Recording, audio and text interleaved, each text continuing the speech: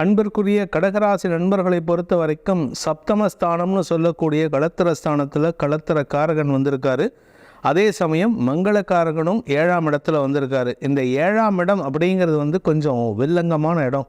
ஏன்னா 7ஆம் இடத்துல யாரும் இருக்கக்கூடாது, அந்த இடம் சுத்தமாக இருக்கணும். அந்த இடத்துல குரு இருந்தால் கூட உங்களுக்கு நண்பர்களால் ஆதாயம் ஏற்படுமே தவிர உங்களால் அடுத்தவங்களுக்கு அது பாதிப்பை ஏற்படுத்தாதே தவிர உங்களால் அடுத்தவங்களுக்கு உதவிகரமாக இருக்காது. அதனால் இப்போ சுக்கிரனும் செவ்வாயும் களத்திரஸ்தானத்தில் சேர்ந்திருக்கிறதுனால என்ன பலன் அப்படின்னு கேட்டால், திருமண உறவு, பிஸ்னஸ் பார்ட்னர்ஷிப், உடன் பணியாற்றுபவர்கள் இவர்களுடன் கருத்து மோதல் ஏற்படுறதுக்கு வாய்ப்பு இருக்குது.